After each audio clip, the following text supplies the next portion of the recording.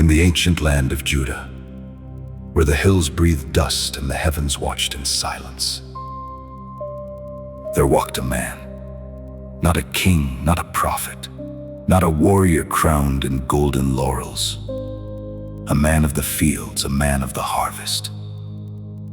And yet, listen carefully, this man would become one of the most extraordinary figures ever recorded in the sacred text. Not because of what he conquered, not because of what he built, but because of something the world has always struggled to find and the ages have never stopped searching for: integrity. His name was Boaz. And in a time when Israel had no king, when every man did what was right in his own eyes, when widows were left to starve and the foreigner was cast aside like chaff from the threshing floor, this one man chose differently. This one man remembered. He remembered the law of his God. He remembered the covenant of his fathers. He remembered that the stranger who comes hungry to your field is not your enemy, but your neighbor in the eyes of the Almighty. And what happened next changed everything. A widow from Moab, a woman of no status, no land, no family name that could protect her, walked into his field. And Boaz looked up. Before we go further into the story, a story that will move you, challenge you, and perhaps show you a reflection of who you are called to be, I want to invite you to be part of this community. If you hunger for stories that go deeper, stories that are not just ancient words on papyrus, but living truths that breathe into your very present moment, subscribe. Join the thousands who gather here every week to sit at the feet of the ancient text, to slow down, to listen, to let the wisdom of Scripture speak into the noise of modern life. Click the subscribe button now. Turn on the bell, because every story we tell here is an invitation to see the world differently, to love more courageously, and to walk with the kind of integrity that changes not just your life, but the lives of everyone your shadow touches. Now, let us return to Bethlehem. Let us return to the fields of Boaz. To understand Boaz, we must first understand the world that surrounded him. The book of Ruth opens with these haunting words: in the days when the judges ruled. These were not gentle days. This was the era of spiritual disorder, of broken covenants, of a people who had inherited the promises of Abraham, of Isaac, of Jacob, and had, time and again, walked away from them. The land of Canaan, promised and given, had become a land of moral confusion. Neighbors turned on neighbors. The poor were crushed beneath the feet of the powerful. Justice was a word spoken in prayers but rarely practiced in courts. And yet, even in the darkest field, one lamp can illuminate what must be seen. Into this darkness, a woman named Naomi returned. She had left Bethlehem years before with her husband Elimelech, fleeing a famine, crossing into Moab, a foreign land, a pagan land, a land whose very name carried the weight of Israel's complicated history. And there, in that foreign place, tragedy visited her like an uninvited guest that refuses to leave. Her husband died. Her 2 sons married Moabite women, Orpah and Ruth, and then her sons too died. 3 graves in a foreign land. 3 losses that would have broken a lesser spirit entirely. When Naomi decided to return to Bethlehem, she urged her daughters-in-law to go back to their own families, their own gods, their own futures. Orpah wept, kissed her, and turned back. But Ruth clung to her. And she spoke words that have echoed across 3,000 years of human longing. Where you go, I will go. Where you lodge, I will lodge. Your people shall be my people, and your God my God. Where you die, I will die, and there I will be buried. This was not the speech of obligation. This was the language of covenant love. The same love, remarkably, that God had shown to Israel, steadfast, unbreakable, refusing to let go, even when reason would counsel retreat. Ruth, the Moabitess, the outsider, the widow, arrived in Bethlehem with nothing but loyalty and faith. And the barley harvest had just begun.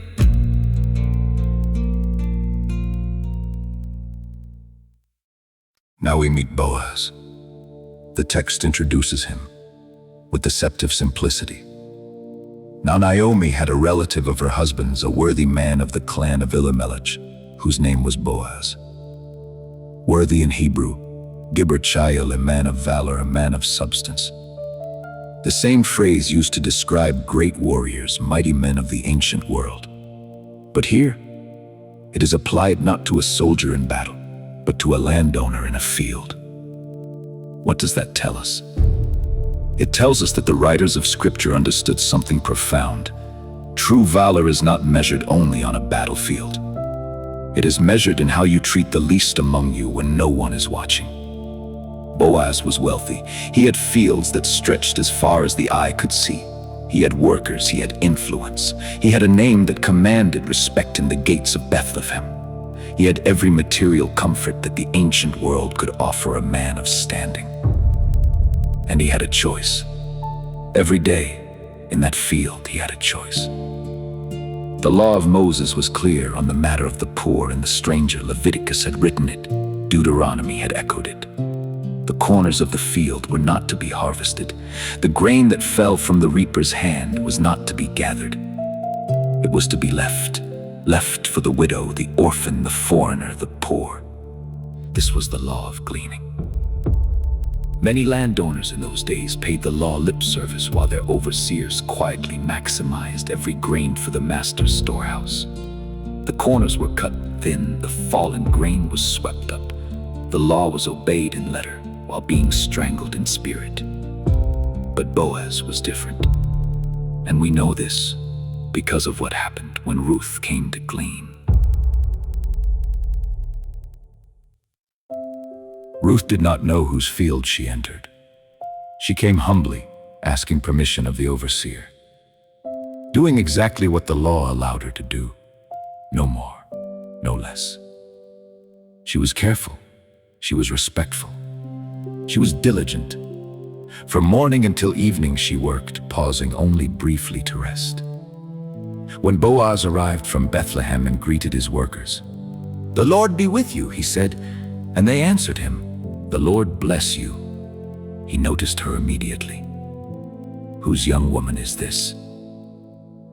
The overseer told him a Moabite, the daughter-in-law of Naomi, came back with her from Moab. Asked permission, has been working since morning without rest.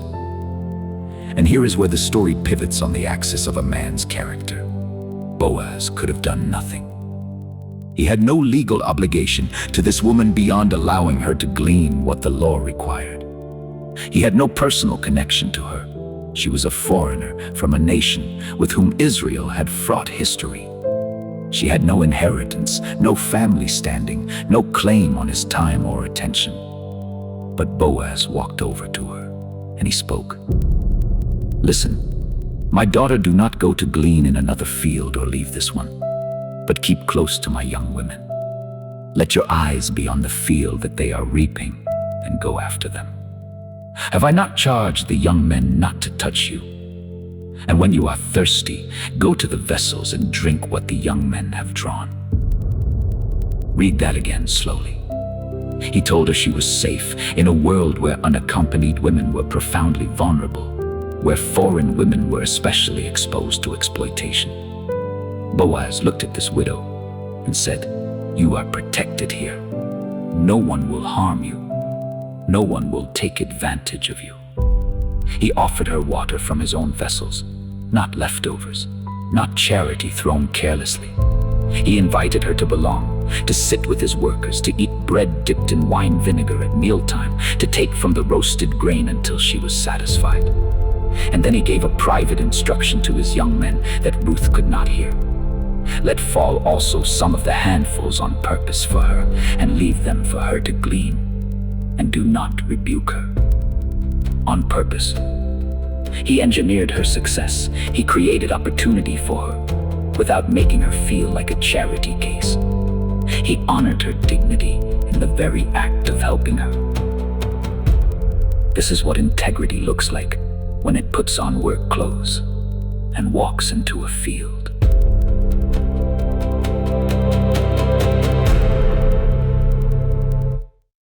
When Ruth returned to Naomi that evening with an ephah of barley, far more than a gleaner could normally gather, Naomi was stunned. "Where did you glean today? Blessed be the man who took notice of you." And when Ruth told her the name Boaz, something ignited in the old woman's eyes. The man is a close relative of ours, one of our redeemers. A redeemer in Hebrew, Goel. This is not merely a legal term. This is a covenantal term of the highest order. The Goel was the kinsman redeemer, the family member who, by the laws of Israel, was responsible for protecting vulnerable relatives, buying back lost land, carrying on the family name. It was a role of sacred obligation, of redemptive power, of sacrificial love written into the very structure of Israelite society. And Naomi suddenly understood that Ruth had not wandered into any field. She had been guided. The hand of providence, invisible but precise, had directed the steps of this Moabite widow to the field of the very man who held the legal key to their restoration. Boaz already knew this. He knew who Naomi was. He had heard the report.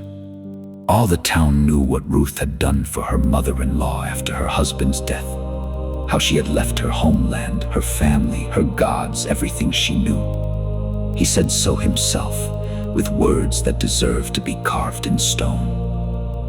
"All the city of my people know that you are a worthy woman."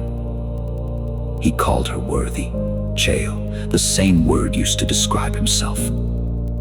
Two people of valor, recognizing the valor in each other, across the divide of nation, and custom, and loss.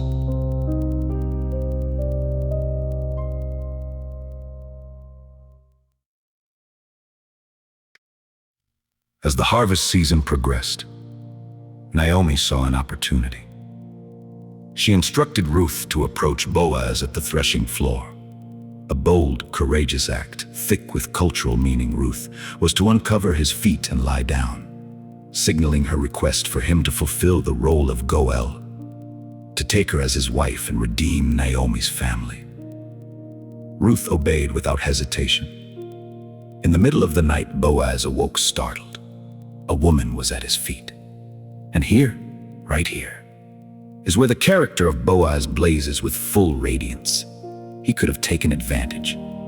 He was a man of power, and she was a woman of vulnerability, alone in the dark, making herself spiritually and physically exposed in an act of trust so raw, it takes your breath away. But Boaz did not take advantage. He blessed her. "May you be blessed by the Lord, my daughter. You have made this last kindness greater than the first, in that you have not gone after young men, whether poor or rich." He was moved not by self-interest, but by wonder at her loyalty. He saw in her act of courage not an opportunity for himself, but evidence of her extraordinary character. And then, and this is crucial, Boaz told her the truth.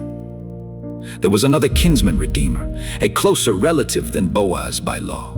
This man had the first right of redemption. Boaz could have stayed silent about this. He could have proceeded as if he were the only option, and no one would have questioned it. In the dark, at the threshing floor, who would have known? But integrity is precisely what you do in the dark when no one is watching. He told her about the other redeemer. He told her he would go to the gate in the morning, the place of legal proceedings, and sort it out properly, transparently, correctly. "As the Lord lives," he said, "I will do for you all that you ask." And he sent her home before dawn to protect her reputation. He loaded her with barley so she would not return to her mother-in-law empty-handed. He thought of everything. He protected her. In every way, a man of integrity can protect a woman who has trusted him with her vulnerability.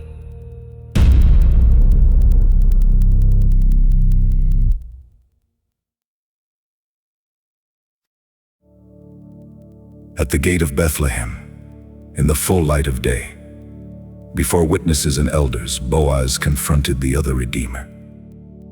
The man was initially willing to redeem the land, until Boaz clarified that with the land came the obligation to marry Ruth, to raise up the name of the dead.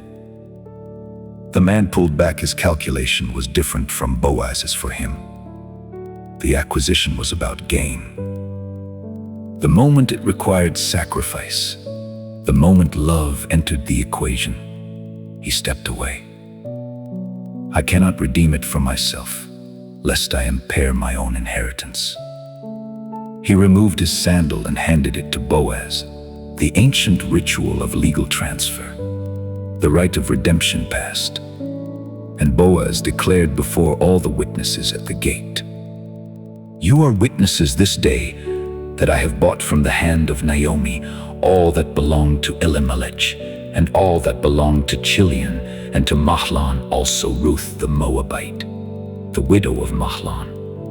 I have bought to be my wife, to perpetuate the name of the dead and his inheritance, that the name of the dead may not be cut off from among his brothers and from the gate of his native place. You are witnesses." He wanted them all to see. He wanted the covenant made in full light. He wanted the law honored not in whispered corners, but in the open square. This is integrity, doing right in public with the same conviction you do right in private. The people answered him with a blessing that thunders across the ages. "We are witnesses. May the Lord make the woman who is coming into your house like Rachel and Leah, who together built up the house of Israel. May you act worthily in Ephrathah and be renowned in Bethlehem." Ruth became Boaz's wife, and in due time she bore a son. The women of Bethlehem came to Naomi, this same woman who had returned from Moab, calling herself Mara, meaning bitter, saying the Lord had dealt harshly with her. And they said, "Blessed be the Lord, who has not left you this day without a redeemer, and may his name be renowned in Israel. He shall be to you a restorer of life and a nourisher of your old age, for your daughter-in-law who loves you, who is more to you than 7 sons, has given birth to him." And the child's name was Obed, who would become the father of Jesse, who would become the father of David, the greatest king Israel ever knew, the shepherd boy, who became the man after God's own heart, the author of the Psalms, the ancestor of the Messiah himself. All of this, the royal line, the throne of Israel, the fulfillment of ancient promise, traced its roots back to one man's decision in a field. To see a woman gleaning and choose to protect her dignity, to go to the gate and deal honestly with another man when no one would have forced him to place the law of love above the law of convenience, integrity. Not the dramatic kind, not the kind that requires a sword or a miracle, the daily, ordinary, costly, beautiful kind. The kind that looks like leaving extra grain on purpose. The kind that looks like telling the truth about another redeemer in the dark. The kind that looks like doing the right thing when the wrong thing is easier, and no one would notice. The Lord noticed, and the grain fields of Bethlehem bloomed into a dynasty.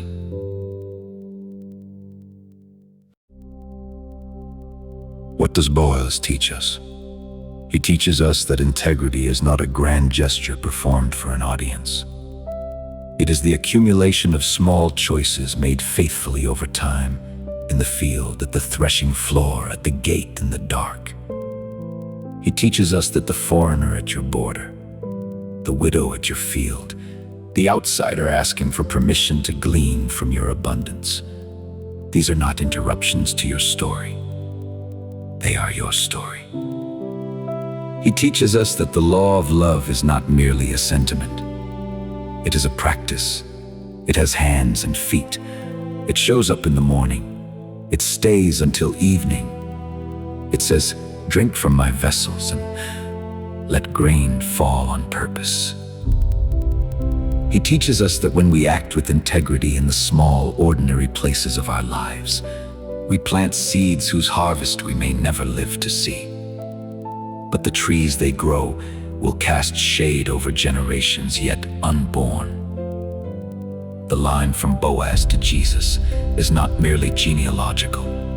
It is theological.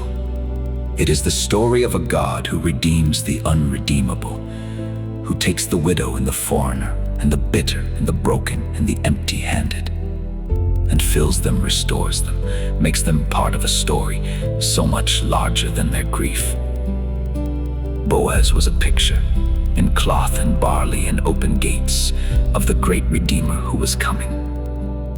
The one who would leave the corners of heaven ungathered so that we could come and glean.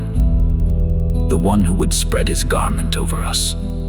The one who would say to all of us who are strangers, foreigners to the covenant, widowed from hope, "You are witnesses. I have redeemed."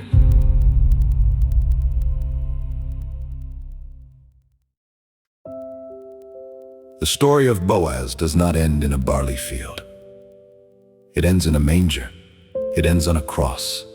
It ends in an empty tomb. And it continues right now, in the choices you make today. Will you leave grain on purpose for the one who is struggling near you? Will you speak the truth when silence would be easier? Will you go to the gate in full light before witnesses and do what is right? That is the question Boaz leaves us with. If this story moved you, if it stirred something in you that wants to go deeper, to understand the ancient text not as distant history, but as living word, then here is what I want you to do. First, subscribe, join this family. Every week we open the sacred stories together and let them open us in return. Second, share this video. Someone in your life needs to hear about Boaz right now. Someone needs to see that integrity is still possible, that love still wins, that the choices of one faithful person can change the trajectory of generations. Third, leave a comment. Tell me, what did Boaz's story reveal to you? What grain will you leave on purpose this week? I read every single comment. And finally, keep walking. Walk with the kind of quiet, daily, costly faithfulness that builds no monuments but feeds the hungry. Walk like Boaz walked. And trust that the Redeemer is watching. Always.